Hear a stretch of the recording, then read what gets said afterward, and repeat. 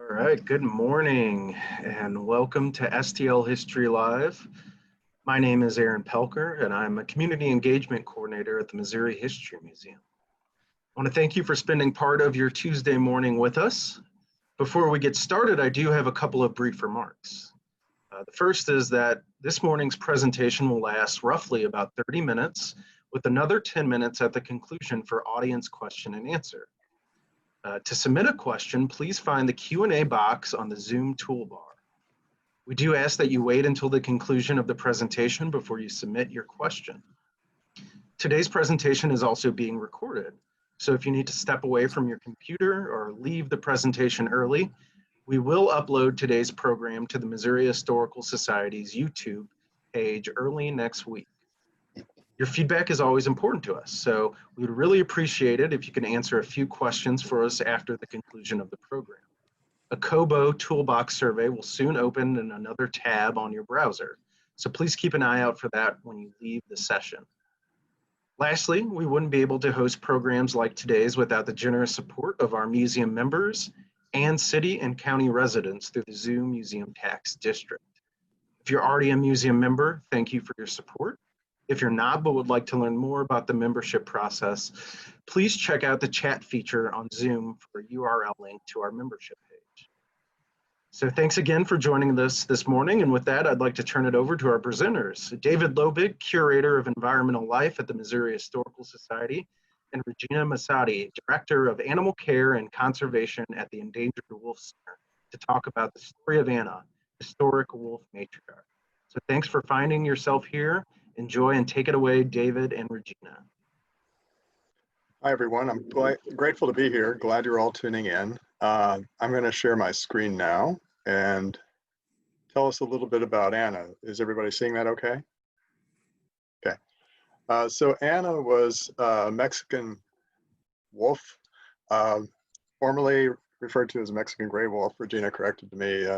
Terminology does change from time to time. So Mexican wolves are something that Regina can tell us more about, but I am really delighted that we were able to bring Anna into the collection as a taxidermy mount. She was, of course, living at the Endangered Wolf Center for many years, and we were able to acquire the taxidermy mount for later in her life, as her life concluded. I'm trying to share my, to advance my, there we are. Okay. So these are photographs of her while she was alive out at Tyson, at the Endangered Wolf Center. And she was the mom of many, many pups. She was also, being so photogenic and important as she was to helping the gray wolf, the Mexican wolf population, she was photographed by Joel Sartori, who did a project with the National Geographic to share information about endangered animals worldwide, and was projected onto buildings in Europe and the United States to bring attention to the plight of animals that are endangered. So she became sort of the poster child for wolves in that effort. Now, after Anna passed away, she went to Schwartz Studios, which is here in St. Louis. It's the longest running studio of taxidermy in the United States. It was founded in 1882 by Frank Schwartz. And he, as a German immigrant to St. Louis, instilled such love of this work to his family that 4 generations of them participated in it. We have other taxidermy mounts in the Missouri Historical Society collection that were made by the Schwartz family. But it is a really remarkable thing that it continues today. It was purchased by another fella after the last family member bowed out, and it continues at Schwartz Studios here in St. Louis. So there she is in the left hand of that photograph at Schwartz Studios with a whole bunch of other animals that she probably would have wanted to get very close to when she was alive. A lot of prey there in that photograph. Now, she had some We had some concerns about her base. It was a little over the top. It doesn't look like it in this photograph, but we took it to Dale Duffer Studios here in St. Louis and had it modified so it helped her become more important in this taxidermy mount and not the setting on which she was standing. So eventually we brought her into the collection in 2013, and that's she is now part of this legacy that Marlin Perkins leaves us with here in St. Louis and in the world. He's a world-renowned ecologist and very, very important in bringing nature into the lives, into the living rooms of hundreds of Americans, thousands of Americans every Sunday for many years, from 1963 until 1985. He was the director of the St. Louis Zoo, as well as Lincoln Park Zoo, and before that. And he really popularized the plight of habitat destruction, biodiversity, the need to preserve it. And it was sort of, if people are familiar with Sir David Attenborough, he was a predecessor to him. Actually, they're contemporaries, but Marlin is 21 years older, I think. So this is a photograph of him at the St. Louis Zoo with a chimpanzee and some of the kids. He liked helping kids learn about and appreciate animals. He also traveled extensively. He visited all the continents on the globe in his work, and bringing wildlife into people's lives through Mutual of Omaha's Wild Kingdom, that broadcast television program. He was all over the world, and especially Africa, Asia, and South America, South and Central America. Here he is with Carol. So Carol is his second wife, wife for many years, and they had a lot in common. They loved nature together, and they had a passion that took them together on safaris and conducting on hunting safaris for appreciating animals and helping other people learn about them. So they went all over the world. Africa was a special place for them. These are all photographs of them and where they were in our collection. We have thousands of photographs in our collection through the family, and also we have numerous artifacts, hundreds of artifacts, principally from Marlin's collecting efforts. Here he is picking up a lizard. He got his start as a herpetologist at the St. Louis Zoo. He was basically trained on the job. He quit university to work in the zoo with animals. He had a deep abiding interest in animals all of his life. He grew up in Missouri and Kansas, and was born in Carthage, Missouri in 1905. So here he is in a dugout picking up a crocodile. We have this the snake skin in our collection. It's a mangrove snake skin from him, and this impala hide. Here he is. He's also very interested in artifacts of people who live close to nature. So he's appreciating some spears here, and also clothing. So all these things, very fascinating objects about the people that live close to nature, came into our collection.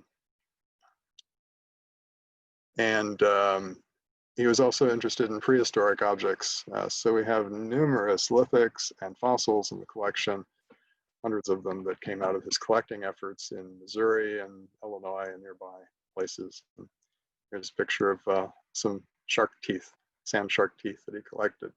So there's Miles Jenks, one of our, she was an intern at the time, and she cataloged all the lithics and fossils for us. And she's still with us today as a full-time employee. So he had a passion for photography. Here he is with Carol on top of a Land Rover photographing African elephants. This is a photograph of his cameras. We have numerous cameras in our collection from them. And with a canid, a little red fox who is trying to pull his camera away by the strap. I'm fascinated with his interest in photography. This is inside of a tent. You see the profile of a person on the right, another person on the left.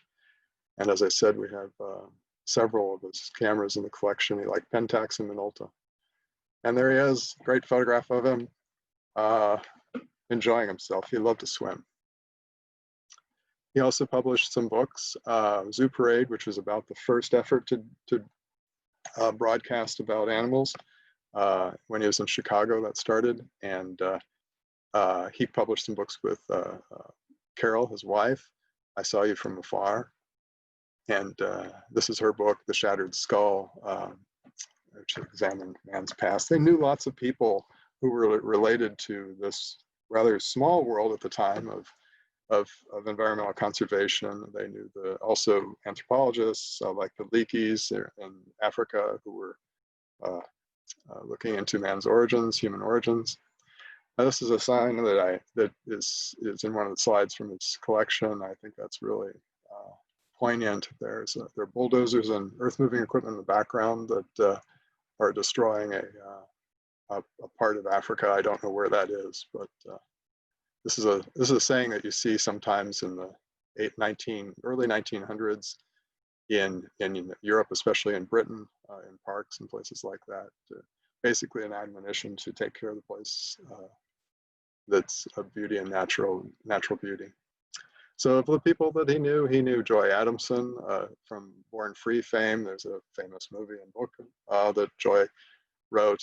She and her husband George lived in Africa for a very long time and brought up Elsa, a lion cub, and it's a very poignant story if you haven't heard it or seen it.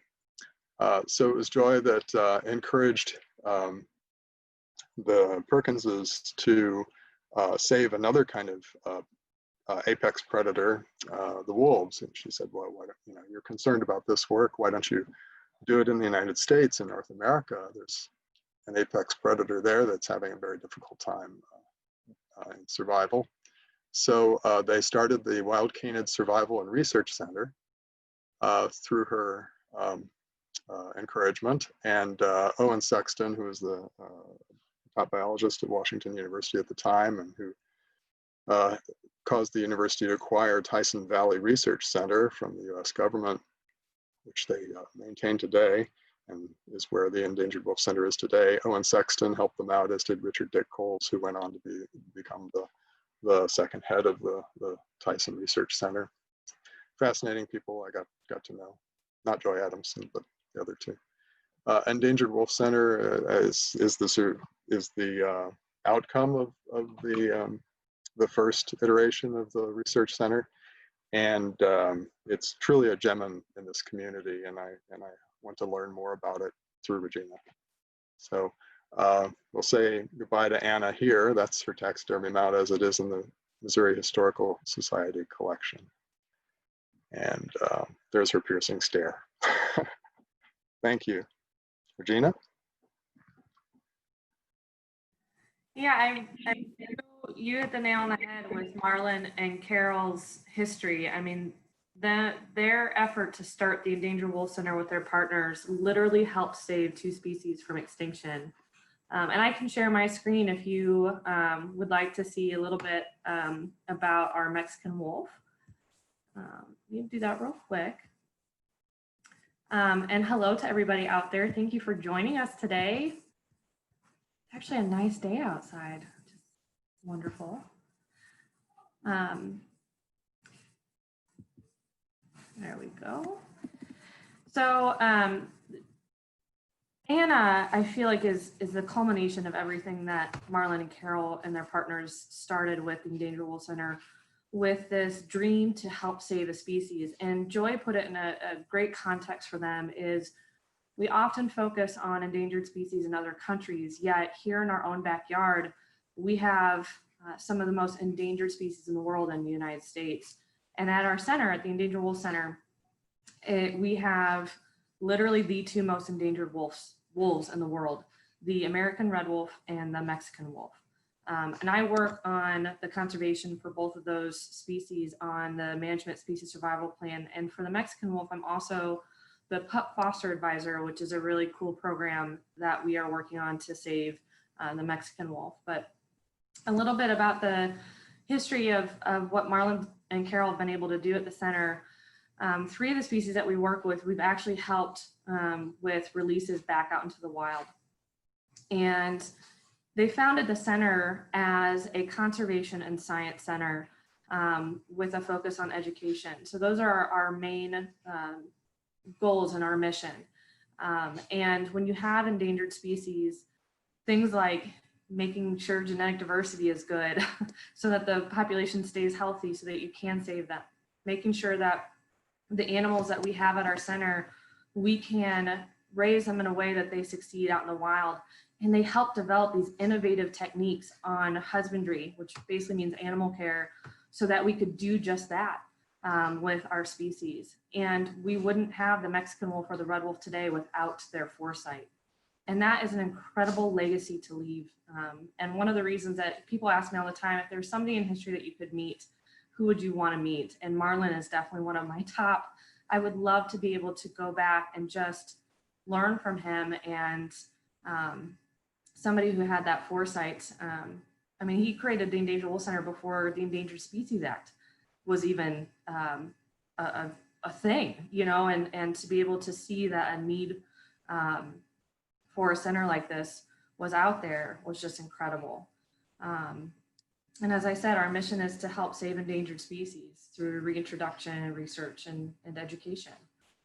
We breed the animals at our center and work with the U.S. Fish and Wildlife Service to release them. A lot of people ask us why we're even needed. You know, back in, if you go back long enough, people used to revere and coexist with wildlife, including wolves and mountain lions and bears. They looked at the wolves especially as this species to emulate their strong family bond and how they work together to keep the pack strong. But unfortunately, we went from that to this.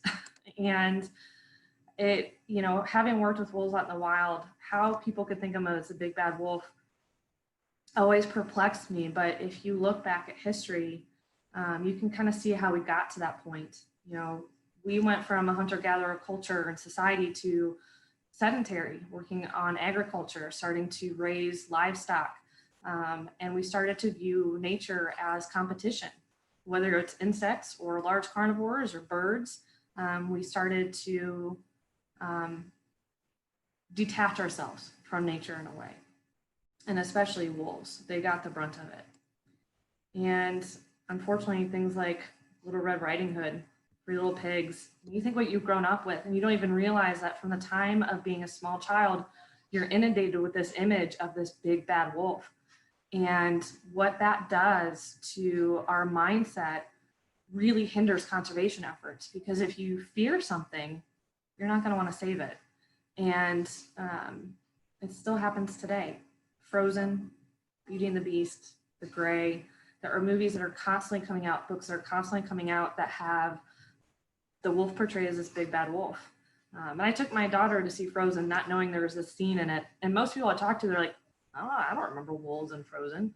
But there, sure enough, there was a scene in it where they were chasing the main character, Anna. And as soon as that ominous music started and Anna was in the middle of the woods, we're sitting there and I'm like, oh no, not this.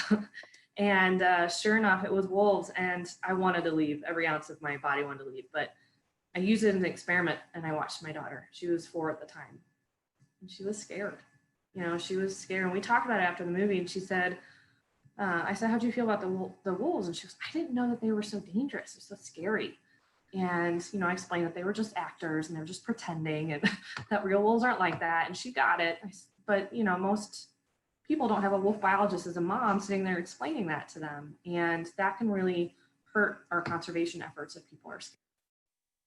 And so this led to a government-led program to eliminate all large carnivores, mountain lions, bears, wolves, coyotes, foxes, you name it. And the idea back then was that less wolves meant hunter's paradise for us, more deer, more elk for my family. And what they didn't know back then was how connected everything was to nature. We almost lost the red wolf and the Mexican wolf because of this. And so today we're battling those myths to try and help bring these animals back. wolves are scary. They're going to eat my grandma. They're going to decimate livestock or my prey that I like to hunt. All these things aren't true. And that's one of the amazing things that Marlon and Carol set up with the Endangered Wolf Center, is to have these innovative, fun programs to teach about how wolves are actually the opposite of what most people think they are. And I joke that if everybody could come work at the center for just one day, they'd never be scared of wolves again, because they're just one of the most amazing animals out there. And specifically with the Mexican wolf, and I'll run through this pretty fast, just so you guys understand the importance of what Marlon and Carol did and Anna's legacy. The center was part of the Mexican Wolf Recovery Program since the very beginning. And the Mexican wolf was so endangered that the Fish and Wildlife Service went out and tried to capture as many as they could to bring them into the captive program, into human care, to start a breeding recovery effort so that they could release them back into the wild and help save that species. They looked for years, and they, in the end, they could only find 7 founders to help save this species, which is about as close to extinction as you can get. And so a very thoughtful, careful breeding program to help keep as many genetics as possible and keep the population as healthy as possible, with starting with that few animals, was started.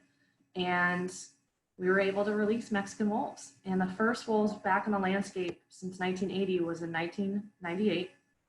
And since then we've released, and actually this is, I think, more now, 146 wolves since then. And Mexico joined the program and started doing releases in 2011. And right now, today, we have about 200 left in the wild. Most of them found in the United States, in Arizona and New Mexico, and the rest in the country of Mexico. And while 200 sounds really low, it is better than 0. It means that we have a lot of work left to do, but there is hope. And animals like Anna have helped provide that hope and helped that population grow to what it is today. Really quickly, because a lot of people ask me, why put all this effort and energy into saving wolves? One of my favorite examples of how carnivores help keep ecosystems healthy and why they're important is Yellowstone.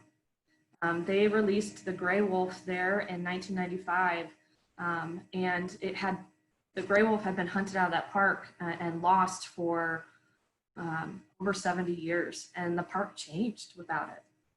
And when you think of Yellowstone, you think of of wildlife, but now people really associate Yellowstone with the wolf recovery program. This is a pack that I researched when I worked up there called the Silver Pack, and you see the alpha female there who's all white, which is why it's called the Silver Pack, howling and talking to her family and everybody that's around her.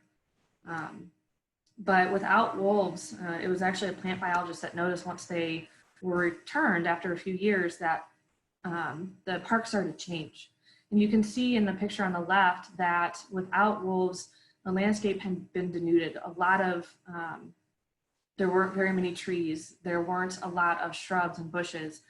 And that's incredibly important habitat for songbirds and waterfowl and insects and a lot of diverse array of species. And without wolves, that diversity was lost and the ecosystem suffered for it. The elk population skyrocketed and basically ate everything down to the dirt. Trees would fall, no new trees would replace them. Shrubs couldn't survive the amount that they were being browsed. And it just changed the habitat dramatically, having those elk overpopulated. And you can see in this picture how shrubs were starting to come back in 2001, which is just 6 years after the wolves were released. One of my favorite animals that returned to the park were beavers.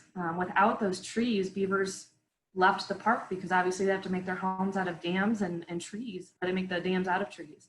When they came back, they created this beautiful riparian habitat, which just means river habitat. They would dam up those areas and create these beautiful pools that were habitat for different species of endangered fish and amphibians. And on the shoreline, you'd see shrubs coming back and songbirds coming back. And just a really quick example of how everything's connected and why the wolf is important.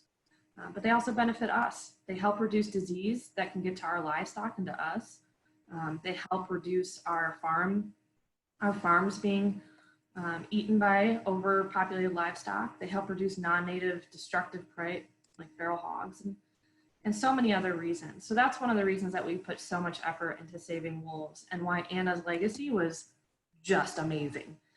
Here's this wolf who almost didn't survive. She was born at the Endangered Wolf Center, and her dad was the most genetically valuable wolf in the population, which means that he had not had offspring, and so his genetics would have been lost if he passed away. He had had several mates and just did not click with any of them. And actually, it was in his, I believe he was about 12, 13 years old. They had put him with a young female wolf named Tanamara. And it was more of a companion. They didn't think he would breed at that point, but boy, was she persistent. And she was able to get him to breed, and they had 3 puppies. And unfortunately, she was a first-time mom because she was young, and she lost 2 of the 3 puppies. And so the Endangered Wolf Center, in collaboration with the Fish and Wildlife Service, decided to pull that remaining puppy and hand rear it, which we don't, when we take care of our wolves, we're very hands-off with them. We don't pet them, talk to them, habituate them. We don't hand rear any of our animals. But this was a unique situation. We needed to save those genetics. And so the team hand raised her just enough to where she was weaned and didn't need a bottle anymore. And they actually introduced her back to a wolf pair. They didn't introduce her back to her parents for 2 reasons. One is her mom wasn't doing a great job. She was an experienced mom, and she had already lost those 2 puppies. And 2, shortly after Anna was born, her dad passed away. And so she literally was the savior of those genetics. And they introduced Anna back to an older pair of wolves who had had lots of litters and knew how to care for them. And they raised her as a wolf and as their own, which is one of the reasons I love wolves so much. They have such an amazing family unit. And she went on. They obviously, as soon as she was able to, paired her with a mate to breed. And this is her mate, Dude. One of her mates, and just an amazing father. And they just did an awesome job raising their puppies. And she was often exhausted. This face is, as a mom, I just have so much empathy for this face, because right there, she's trying to nurse like 8 puppies. Her very first litter, she had 8 puppies, which average is about 5 pups per litter. So it was a huge litter. Everybody celebrated. We're like, oh my gosh, those genetics, they're gonna move on. That's amazing. It's gonna help the population so much. But because of how genetically valuable she was, they let her breed for several years. The next year she had 10 puppies, which was a world record, and all 10 survived, which is just incredible. The next year she had 12 puppies, because she's just that kind of girl. She needed to break her own record. And after that, you know, they gave her a break from breeding because boy, she needed it. But several of her puppies went out into the wild, and for other reasons, her genetics were still very important. So they let her breed one more time, and she had 11 puppies. So she had 41 puppies in total, which is just, it's a record, it's amazing. And it's a legacy that, which is why we call her the matriarch. That legacy helps save the species. And this is one of her pups that was being released into the wild. Her name was Ernesta. And several of our staff members got to go down and help with Ernesta's release. And Ernesta had puppies, and the puppies survived and lived in the wild. And those genetics, Anna's grandkids are running, grandpuppies are running free in New Mexico and Arizona in the wild today, literally howling. And that song is going to be heard for more generations because of Anna's just amazing mothering instincts. And she's just, I can't talk enough about how amazing she is. And as David pointed out, not only did she literally help physically save the endangered species, you know, the Mexican wolf, by having puppies and raising them in a way that they could succeed out in the wild when they're released, but she's also a rock star. Joel Sartori came to photograph her, and she's been put up on, as David said, on buildings and in art exhibits all across the world. The Empire State Building, the Vatican. I mean, if she was alive today, I would totally ask her for her autograph. I mean, she is just an amazing wolf. And why this is so special and so important is we have had so many people that have found the center who heard about it, who heard about Mexican wolves and how endangered they are, and wanting to save them through these photographs, through Joel's work. And seeing her beauty and having that connection makes all the difference. It's one of the reasons art is so important when you're talking about conservation, and photography is art, and being able to share that image of Anna, that she's just, you know, that it's powerful, she's beautiful, it connects you to nature. One of my favorite things, I don't know, stop sharing my screen just for a second, that Anna has been portrayed on is I just got the coolest thing ever. If you guys are interested, Vans just partnered with National Geographic to make shoes to help save endangered species. And look who's on the side of it. And Dave, if you don't feel bad, Nat Geo still calls them Mexican gray wolves too. So it's a new name change, but they might be the coolest shoes that have ever existed.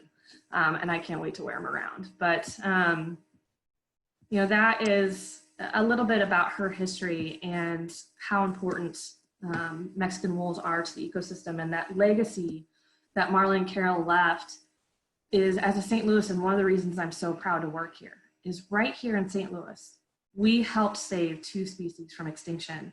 And that is something for Missourians and St. Louisans to be so proud of. And the center is very unique in what we do. There are not very many centers out in the world that are like this and that have had this big of an impact. And wolves, you know, we don't just save wolves.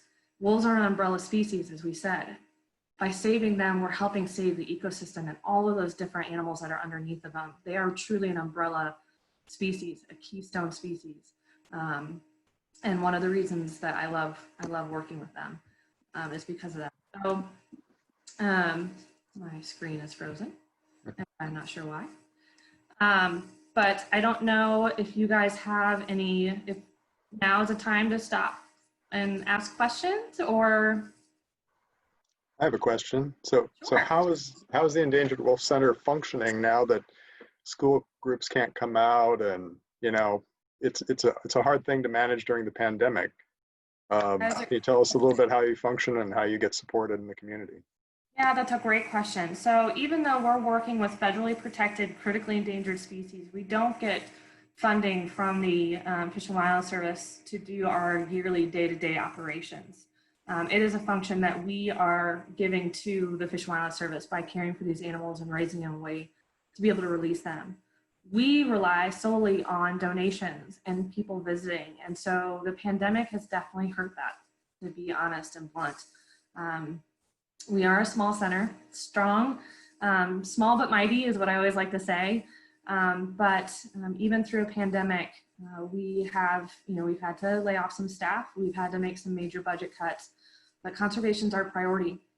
And a great example is this spring, even though the pandemic was flaring, we helped to send 20 Mexican wolf puppies out into the wild in our foster program, which was a world record. We've never been able to foster that many from the captive program, and 9 came directly from the Endangered Wolf Center from St. Louis.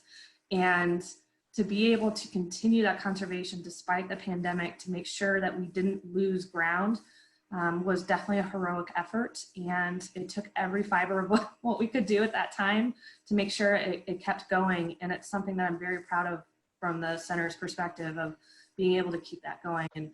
And just summary, a lot of people ask what's pup fostering. We used to release adults for the Mexican wolf program and still can, but we have helped develop a unique, innovative technique where we take pups born in the captive program and we actually sneak them into wild litters. And it's a sneaky way to get new genetics into those areas because the captive population is more genetically diverse than what's in the wild. And those parents that are out there that have the skill set to stay away from people and hunt deer, get to raise those puppies as their own and help increase their success and survival. And then those puppies grow and they have puppies of their own and they get new genetics out there and keep the population healthy.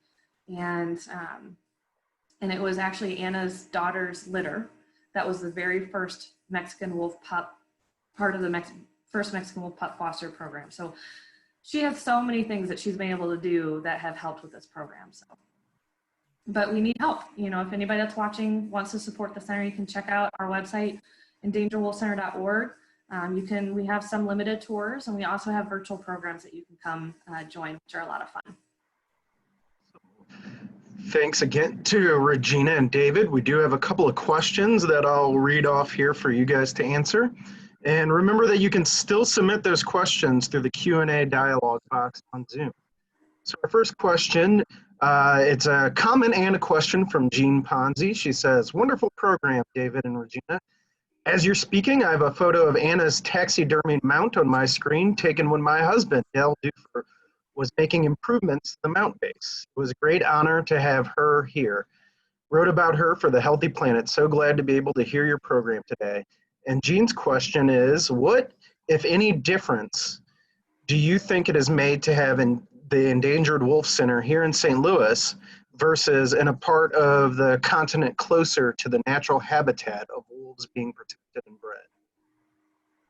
Well, that's a great question, Jean. Actually, one of the species that we are working on, which is the most endangered wolf in the world, is the American red wolf, and they were native to Missouri.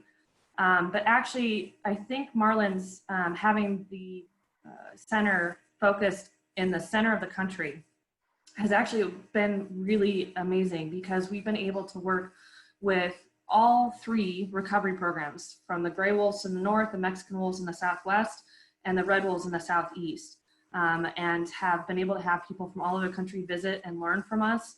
We teach workshops on how to help grow and safely work with and raise endangered species for zoological and wildlife managers and government officials for many years now, which is an award-winning program.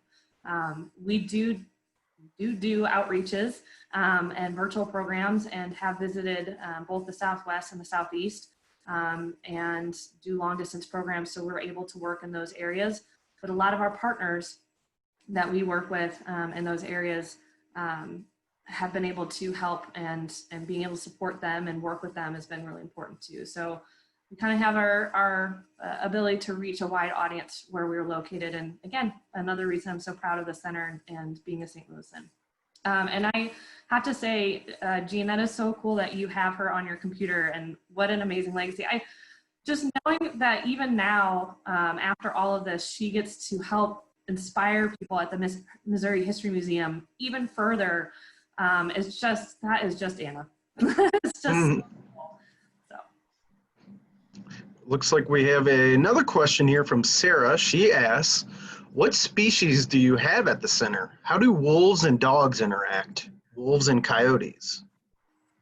Sure, we actually have 8 species of canid, and canid just means anything in the dog families, from wolves, coyotes, foxes, even domestic dogs are in the canid family. And so we have several fox species like the swift fox, which is one that we've helped with reintroduction, and we have African painted dogs, Maine wolves, fennec foxes.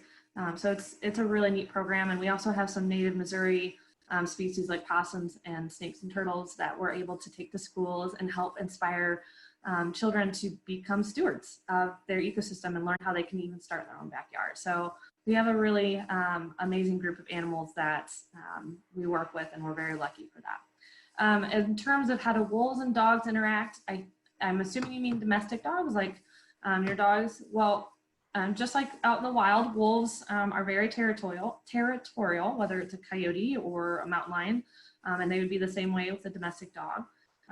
They want to protect their home and make sure their family stays safe. Hey, it looks like we have another question from Michael. He asks, where can I buy a pair of those shoes? Do you have any info on this year's foster pups? Yes, so the shoes, National Geographic, I should be one of their spokespeople. But if you just Google Vans, National Geographic, they have a program, and they sell them through a lot of different outlets. And I just got them like last month, so they should still be available for you. And in terms of the East Cedars Foster Program, we have gotten to see some trail cameras unofficially, where Fish and Wildlife Service puts trail cameras out on trees near elk that have passed away or been hunted, or that they will put out to see if they can get snapshots of wolf packs. And let's say a wolf pack had 3 puppies and we put 2 in it, and the trail camera gets a glimpse of 4 or 5 puppies, we know our pups have survived. And we've been able to see that that's the case for a few of the packs, but we probably won't know until next year how many pups have survived. because the Fish and Wildlife Service and the state agencies who are working really hard on Mexican wolf conservation try and stay as hands-off as possible, and they don't want to disturb the packs after we do fostering. So when they do their annual count in the winter from the helicopter and planes, and they get a view, bird's eye view of the wolf packs, they'll have a better number at that point. Okay, it looks like we have time for 2 more questions. One attendee asks, how did the reintroduction of wolves in Yellowstone help restore plants and shrubs? Great question. And I know I kind of went a little over that when I was talking about it, but without wolves in Yellowstone, they are natural. They help keep the prey, the elk and the deer population at a healthy level that the ecosystem can handle, meaning the ecosystem has enough food source for those prey or the elk and the deer. Without wolves keeping it at that level, the elk and the deer population skyrocketed. And disease started to spread because they were overpopulated, and they started to starve because they were eating everything down to the dirt. The elk and the deer were eating things they wouldn't even normally eat because they just couldn't find enough green food to sustain them. And so without those plants there, butterflies that rely on them, songbirds that use them for food sources and for nesting disappeared. The beaver disappeared because there weren't enough trees for them. And so that's a great example of how everything's connected. And so a lot of people think, well, how do wolves affect shrubs? I mean, they're carnivores. They don't eat that stuff, but they affect the things that do eat them. So all connected. Okay, and our final question here from an attendee asks, so conservation management practices include protocols to maintain animal populations through hunting. Missouri Department of Conservation recently sought public comment on proposed measures to, quote, harvest black bears as this species proliferates around Missouri. What do you think about this part of the spectrum of conservation thinking and practice? And how do you talk about hunting of species that have been scarce in your public education work? I think that's a great question and a very complicated one. You know, when you work so hard to save an endangered species and then to hear that hunting is opened up for it, it's a tough pill to swallow. And there are some situations where animals that you have tried to save have flourished. American alligator, Canada geese are great examples. Those were endangered species at one point, hardly to believe when you're battling the Canadian goose that won't let you get into your car because it's got a nest nearby. That happened once. So it is tough. And I think that conservation agencies have a responsibility to really look at the ecosystem and what it can handle and what that species needs to be considered fully recovered. Putting a species on in a situation where they can start to open up hunting when they are not fully recovered yet is like taking somebody who just got into a horrible accident, and instead of having that time in the ICU to recover, they just go straight to a hospital bed or sent home. And I think that is a tough call for a lot of agencies. There's a lot of political pressure, and there's a lot of issues with habitat. We don't have a lot of habitat left, and that's something that we can help with, is trying to restore as much habitat as possible so that the ecosystems we have in our current history can support more and we can truly recover species. So not sure if I truly fully answered that, because it's a pretty tough question to ask, and it's one that takes a lot of thought, reflection, and by those agencies. And I do have to say, Missouri Department of Conservation has a tough call to make, but they are one of the best conservation departments in the country, in my opinion. I'm not biased at all, being a Missourian, but you know, I think if you are concerned about it, you should reach out to them and talk to them about it. And that questioner did say, FYI, public response to the Conservation Department's call for input into bear hunting parameters was overwhelmingly not in favor at this time. They are correct. Can I also mention that you know, if you look at the Perkins legacy in perspective a little bit, they're good examples, and leaders for us, but we all have a role, and they realize that we all have a role to play in advocacy. And one of the things that Carol did was she helped found the first symposia on endangered and threatened species back in the 1970s. And it's that getting the word out, especially about things that we don't know much about. You know, wolves we feared and other canids we fear sometimes because we don't understand them. So part of the equation, I think, is people taking a role in educating themselves, but educating others and advocating, and as the Carol and Marlon Perkins did. And that can sometimes change an equation, or at least move it forward some. Without the Endangered Wolf Center, we wouldn't be here today having this conversation with many other people. So little things make a difference in changing public opinion. And to add to that, that's such an elegant way of putting it, an eloquent way of putting it. And I think everybody that's gotten to learn about the species today, you're all ambassadors now. You being able to share the information that you've learned, you can make a difference, whether it's in social media, with your family, whether you support centers like ours, whether you help restore habitat in your backyard. All of that makes a huge difference, and you're part of that. You're part of the pack now. All right, well, I want to thanks again to Regina and David for sharing their work and research with us. And thank you all, of course, for tuning in. I want to remind you that all 3 locations of the Missouri Historical Society, the Missouri History Museum, our Library and Research Center, and Soldiers Memorial Military Museum are open again to the public. So if you're comfortable coming to visit us, we'd love to see you. You can make reservations to visit us at MoHistory, that's mohistory.org/welcome-back. Also, please join us this Thursday evening at 6:30 for our next STL History Live, Urban Agriculture's Impact on Local Food. So thanks again and have a great rest of your day. Thanks, everyone. Thank you, Aaron. All right, thank you. Bye.